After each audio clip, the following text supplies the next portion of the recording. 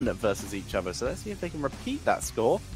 Brax is still available. There's always that backup option for CE, as we are, however, going to start with yet another Sky Temple. All right, more Sky Temple it is, boys and girls. Let's go there. I certainly don't mind, because up to this point, every game we've witnessed, every game we've cast in Sky Temple had been a very entertaining one, quite admittedly. So what we're going to see here, more Phoenix. I mean, it has been run by CE almost all the time with a Lufel on that hero. And most importantly, Tetra, are we going to see the first Genji? No Phoenix. Genji? I mean, this is the first time CE haven't banned Genji in a really long time. Yep. So they could get the Genji unless BTG are going to ban it, because Lufel is still a really good Genji player. But there's also the chance they might prioritize Malfurion for 365 instead. So they could just give Genji away to BTG for all we know. That's the question, right? 365. Do you prioritize the support immediately, or do you really want to have that big chance of maybe a Lufel shining, slicing and dicing on the Genji? As you said, it would be the first Genji game in this season, which has been going on for 2 weeks already.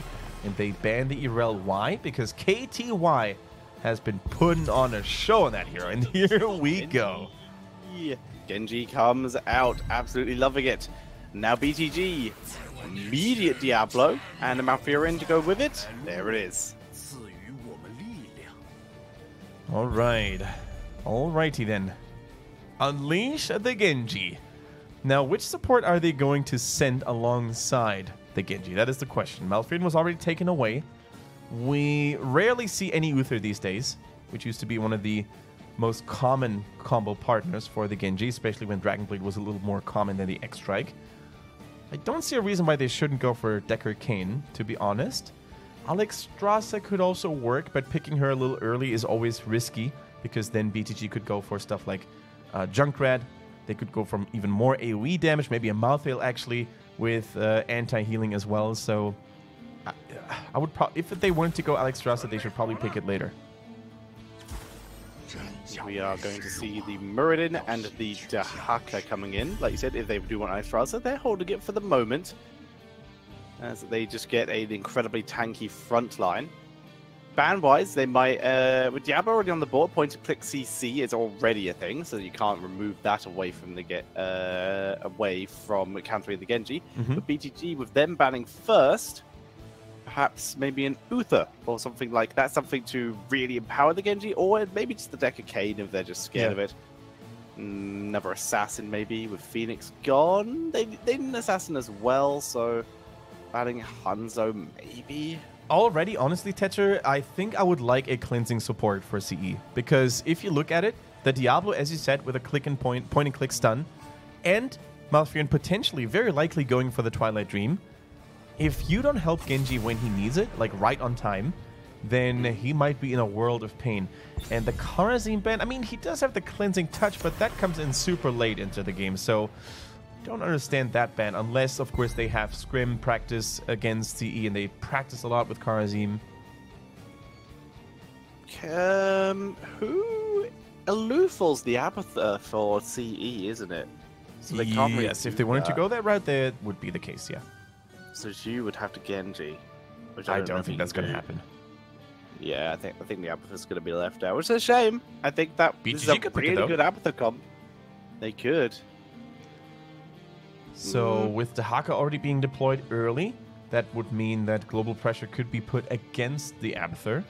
So it's not necessarily ideal, but on Sky Temple I don't think it's going to be very crippling either, because it's not like Cursed Hollow where you can ignore objectives, right? And Abathur just keeps on pushing and soaking and pushing and soaking. On Sky Temple, the Haka is going to be tunneling in sooner or later, because you can't let those temples slide through. So I think you can still pick Abby if you wanted to. And now they really could pick Abathur. Double Greymane could be super good, but they're holding it till last. Both Malthael and Greymane copies would be insane. Does Malthael's percentage damage get affected by the ability power bonus the Abathur gets? No, it does not. Okay, fair enough. Good to know. But everything else does. Always the healing does, for example, or the AoE damage from his Q. Yeah. Could take the evolutionary link and just get that 25% health shield that refreshes like every 10 seconds. Yeah, that you could. All right, so CE, they need a little bit more DPS, and most importantly, they need a support. So what is 365 going to go for? Already, I feel like the Alex Strauss is a little too risky. Rhaegar actually would be a formidable one in my opinion. Rhaegar could be very nice. If it wasn't for Genji, I would say this would be a really good Bloodlust comp, but Genji not well known for his auto attack. So I'm leaning towards the Decade or the Uther. Yeah. They're sticking with Decade though, no cleanse, taking the risk. And Li Ming is the damage. Okay, so they're going for double resets. Li Ming and Genji, if they manage to actually land those CCs from the Haka and Mergen on the same target, and then blow it up, it might actually be really good for CE. But then if you look at it, you know, it's not like BTG has a frail, fragile team comp at the moment, right? Greymane gets the 10 armor in the Worgen form. Diablo is pretty tanky. Malthael has self-sustained galore. And maybe with an Abathur on top, there first of all is one less target to get cooldowns from. Cooldown reduction or resets from, and also more sustain available potentially. I'm trying to think like what would be some outside picks. What would be unexpected? Falstad maybe? They already have a solo laner. Falstad would be pretty decent. Global to rotate Very again. susceptible to the Genji though. Not going to work. Jaina would be kind of, you know, China meta-ish. Yeah. Don't like it against the Genji Li Ming either though. I don't think there's anything super out there. Like, I was thinking of what could be out there. Okay, I stand corrected. I was thinking ranged heroes. Turns out they want a little bit of extra melee. The Alarak coming out here. So, past level 10, Tetcher, LLK on that Alarak is going to have Counter-Strike to potentially bait those aggressive Li Ming blinks and Genji Swift strikes in, only to deny them the cooldowns. So, that might be sweet. Also, the silence is never truly bad. They might even have double silence now with Twilight Dream and Alarak. So, if they hit their abilities on the right targets, especially on the squishy ones from CE, they could actually deal tremendous amounts of damage. They really could. I do quite like the I Alarak. like it too. I mean, like you said, their execution potential is huge. The telekinesis, they have last rites, they have go for the throat. Anyone who drops below half hit points is probably going to die. Wow. Very interesting. And their laning also looks super good. At least. Like Malthael in the solo lane should have an easy time against the Haka, and then you have deadly four-man rotations with whenever Diablo basically finds someone and slams them into the wall, overpowers them into the roots, into the Alarak, I think that target is dead. What if he goes right to Rakshir? How many stacks could he achieve? That is an interesting one. I mean, let's not underestimate CE's composition, though, right? They themselves have a huge amount of damage as well with Genji and Li Ming. So I think this is definitely going to be a battle between similar philosophies in terms of how they want to draft and play their compositions, right? It's basically just who gets better execution and a quicker kill first. Yeah, this has always been a thing of BTG have for a long time looked like style-wise, in terms of the way they play maps, a less good, less flexible version of CE. Now, it's since changed, where they've actually added a little bit of flexibility themselves and have actually got up, I would argue, to the level of map control that CE have had at their peak. CE are playing quite close to their peak, but they still they keep slipping every now and again. I just noticed, by the way, Tetcher, it's a little out of context, but what is on your t-shirt today? I see the perfect... Oh, well, it is. I am perfect. But it is the perfect 10, Ty Dillinger, another wrestling shirt. There we go. 10. You are... I have no idea what you're referring to. I'm just waiting for chat to basically jump on it. That's the thing. He is the perfect 10, and as such, he turns around to the audience and they chant 10, 10, 10 at him. He's very popular. Doesn't get utilized much, which is a shame. All right. From perfect 10s and perfect wrestlers onto what could be the perfect series for all the HGC China lovers out there, because both teams have a lot of prestige and a lot to show. So let's go to Sky Temple once again in game number 1 and find out who's going to reign supreme. Is it going to be Beyond the Game in the blues with 619 on the Diablo, LLK on Alarak, Druid is playing the Malfurion, dancing on Greymane, and 3 playing the Malthael, or is it going to be On the other side, CE, could it be them? Let's find out. It's a Lufel on Genji, Wind on Muradin, 365 on Deckard Cain, KTY on Dahaka, and Zhuyu is playing the Li Ming. Nice to see him back on that hero. Yeah, it really feels good to see Zhuyu back on Li Ming and Alufal on the Genji. Especially Alufal on the Genji would drive Chinese observers crazy with triple quad kills and then them zooming in like there was no tomorrow. For now, though, I think CE is backing off here of that brawl. They realize, you know, in that tight little spot in that choke point where Alrek could have a deadly swap combo, it's better to be safe than sorry, so KTY is starting to soak that in. Zhuyu now taking a little bit of Alrek damage, gets silenced immediately, but Deckard Cain is here to save the day. Alrek starting off with Extended Lightning here, getting the extra damage output if he's able to continue to stack it. It has, I believe it's an unlimited stack, right? You may very well be correct. I'm not an Alrek expert, but I think you are. After hitting here 5 heroes, you increase the range by 20%, 15. The center also slows. I'm not seeing anything that says it stops there. Yeah. It doesn't, there's no up to. So yeah, all right, we got it. Hitting 3 heroes with a single cast increases sadism by 10% instantly, and you gain all other rewards. So yeah, I think it's an infinite stack. Anyways, basically hitting 3 heroes with 1 single cast. That is going to be the dream, the living dream of Alrek. Can they get it done, though? That's the big question, right? It's almost like the Jahada level 7 punish quest, where you need to hit 4 heroes with 1 Q. But if you do it, you're going to have the permanent slow, and it's not going to decay over time. So those are always those golden moments where you're going to feel so good about yourself. And much like those,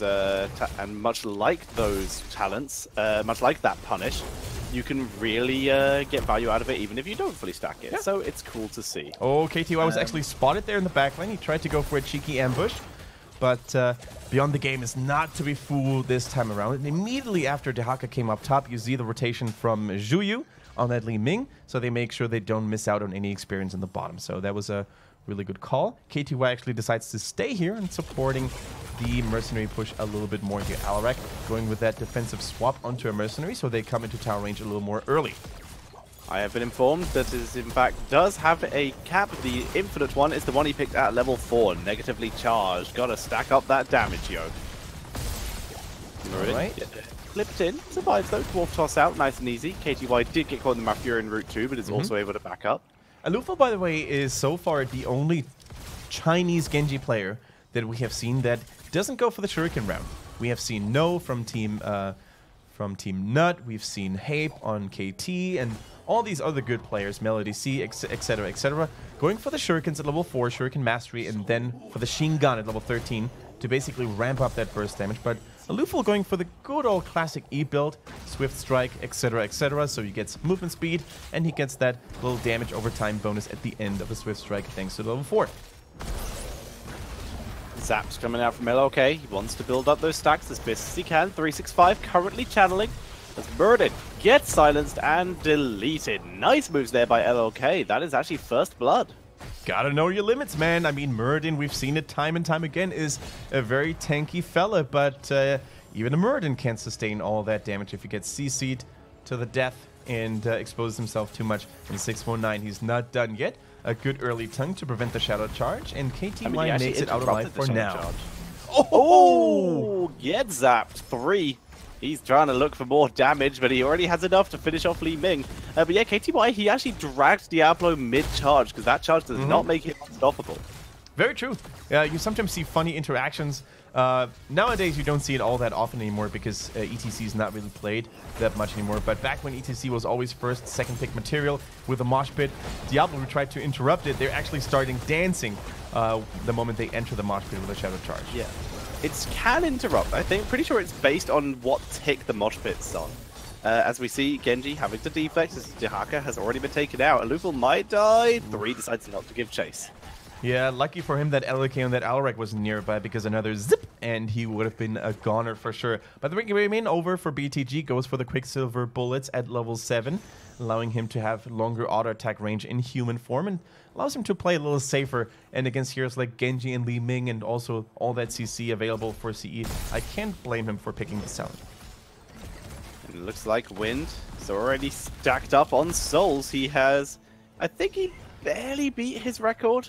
His own, sorry, 619, sorry, is stacked. He barely beat Wind's record, but I might be incorrect. Either way, nice little move here, able to already have so many souls, going to make him so much more tanky. Preferably he's going to try and avoid dying now to not have to waste all those. Yeah, but all the members of BTG are closing in here. They really want this invade to go well. 3 doing a good job dodging the Arcane Orb from Juyu, but Greymin actually taking all that damage up to this point. Dehaka comes in, the tongue lands, more damage from Li Ming with that Arcane Orb, but Dehaka is the first one to fall. Genji with a Return King kill, no, he doesn't get it. Dancing Nod is so low, but Lufeld has already used his Swift Strike, and it's going to be 619, losing his souls. CE, 1 for 1, making it 2 for 1, unless you can teleport away. Lightning, good. Nice heal, Decker Kane, making it so that there was no lethal damage, and Lufeld coming in. They are not done. Wind goes in, dodges the silence. They're looking for LLK. This is so far forward for BTG. They said they're finally going to give it up. It was a good dismount on 3, but he's still very speedy, very fast. And they basically really had to pull the retreat here off for BTG because Malfurion was completely out of mana. He was fully depleted. So definitely good to see how BTG recognizes when it's time to fall back, and they're knowing their limits. And once again, the second temple phase has been activated though, and we have another tank standoff, face-off in there as Juyu tries to clear the minions as quickly as possible. And with those towers falling to the temple, Tetcher, I think CE might actually make it in time to get that level 10. They're certainly going to try, with BTG hitting level 10 first. CE desperately trying to soak. The Dehaka mid-soak will certainly do it for them.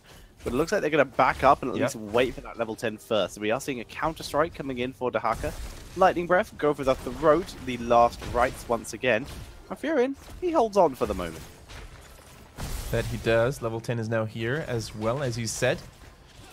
In the case of an emergency here, I really think Malthael and Dehaka would probably arrive at the same time because the mid lane is so close to the bottom. Now, the moment Malthael rotates back to the top to prevent Dehaka from pushing it forward, that is where he could really use his global very nicely. And I think Malthael realizes this. He's coming down to the bottom. Where is KTY? Where is Dehaka? Right next to him. Say hello, 3. Moves in directly. Here comes the sleep. 4-man sleep here. What can they do out of it? Huge damage onto 619. That is immediately picking up the first kill. They push forward looking for Dancing. The route from Malfurion trying to give him the escape route. And it does, in fact, block the dash of Genji as Dancing is able to retreat. X-Strike just short of lethal onto Dancing as he is able to get out. It looked like they had all the time in the world to pick the best target, right? Because everyone was affected by the Stay a While and Listen by Decker Kane. And they actually chose the tankiest of targets, but because they had so much time to aim and no one else was obstructing the way, they managed to get the full combo and the full resets. And as such, CE is going to get the remaining shots of that temple, and they get themselves a nice teamfight win over their opponents. So that Counter-Strike, I don't actually think it went off for Alarak there. LLK, a little bit slow on that one. We also didn't see a Lightning Breath because, guess why? Decker Kane made Diablo fall asleep, and then he was collapsed on him. He didn't even stand a chance to cast it before, so that was just too quick for 619 to react. Still a dead even game though, although Beyond the Game just lost a teamfight. They're still very well in this. This was in fact the first teamfight they had lost. It's a kill count of 4-2 still. And let's see, now double temples are going to arrive shortly.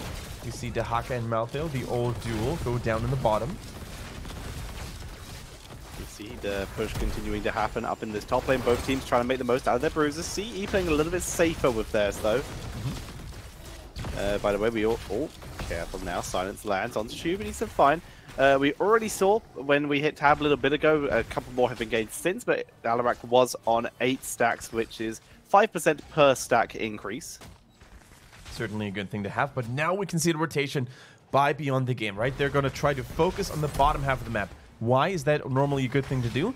Because it also allows you to maintain that boss threat up to your opponents. You can also invade on the Siege Giants, and look at how slowly CE is reacting to this. I think they actually put too much focus on the Bruiser camp of Beyond the Game. As such, they're getting punished pretty heavily here by not only losing their Siege Giants, but also taking damage from the bottom temple. And if Beyond the Game was really greedy, they could even start doing the boss right now with vision on CE thanks to the Siege Giants. So if only their boss clearing speed was a little better with a Hanzo, for example, they could have maybe gone for it.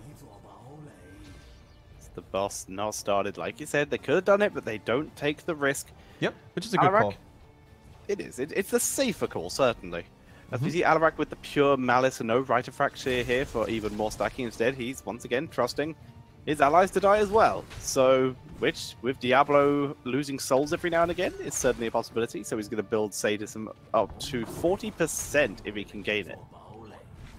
All right, Malthael hiding himself right now. They don't want to give vision to CE just yet. They sometimes want to bluff and wake the impression that they're actually grouped as 5 and they're trying to go for someone. So sometimes when you look at the minimap and you see a certain hero just hiding himself or hiding herself, you can actually really see how mind games and vision play becomes so crucial in the pro environment, right? Because vision is key. The pro players will always know how many heroes are currently there, how many heroes do they currently have, and can they make anything happen. Wind in a lot of trouble. Takes the last rights already, but stays alive. Sleep on just Diablo. He's immediately woken up by Zhuyu, who's trying to burn him down with Tranquility, making him too tanky even without all of those souls. Now 3 needs to be careful. The good dragon, 3 is taken out, but Wind is so low he dwarf tosses and gets himself out of danger. He is out of danger despite the fact that there had been a little bit of anti-healing going on from Malthael and the Touch of Death at level 7. So another small victory for CE. Can they actually utilize that time in which they have a numbers advantage? They're going closer to the boss, but they're not taking it. They realize, you know what? Diablo and Lightning Breath is still too much of a threat. Alarak as well, of course, with that deadly CC combo. So they're trying to siege up, trying to get that healing fountain, in fact, and try to open the map a little bit more. We see the lane clear.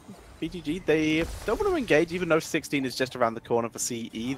This would be the opportunity for BTG to maybe try and make a pre-16 play. If they soak to 15, they might be able to pull it off. But if they wait too long, then 16 is going to be here for CE in time for the temple phase, and that's where CE could just start a boss with a time advantage if they wanted to. Maybe use that small timing window. Absolutely true. Now, who's going to pull the trigger first? I think it might be CE. They're taking this wave in the middle here. It's going to be another huge chunk towards that level 16 that they so need. And if Beyond the Game doesn't lose their cool, then they're going to be able to sock that 16 quite well themselves. You know what? That bottom fort is still absorbing those temple shots, so they shouldn't rush for it. They should actually send someone top. Big minion wave over there as well. They can take those mercenaries. I'm perfectly fine with that. But Wind, he's reading his opponent's moves. He's going in, trying to contest, trying to show some presence. And Dahaka, he can burrow in there as well. He can. He doesn't yet, though, as it's going to be Diablo just chasing on to Wind. Anti-healing immediately drops under 619, and BTG decides it's probably better if they leave. They have delayed time for themselves to soak 16, though, but by this point, the majority of the shots from this mid-temple have already been taken. CE could just leave if they wanted to. Moving on to Diablo, he still doesn't have 100 souls, so much damage. And now he's dead. So much damage on the Diablo, and Zhuyu gets those resets, baby, and I think what really made all the difference there, hold that thought, double resets galore. Genji gets another takedown there as well. Malfurion surrounded by a triple, by a quad, actually, and that is a clean boss. Without 3 members in the roster, BTG is definitely not going to be able to contest this, but I really think that small little talent choices like the Ancient Blessings, for example, on Decker King can make such a difference, right? You basically increase everyone's auto attack damage on the Diablo, especially with Muradin, and give him the axe. That could really make a big difference. And Diablo is supposed to be one of the more tanky warriors, one of the more beefy warriors, right? But he just fell like a fly. Every single ability connected like a charm.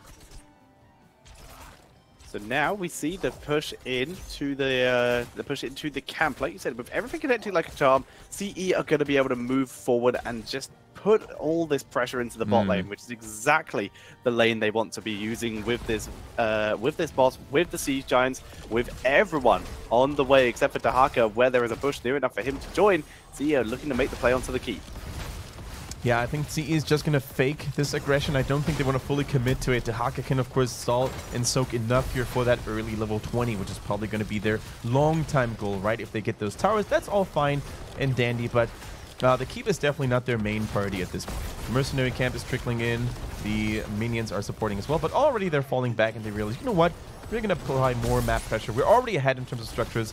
Why should we risk a fight and lose it all?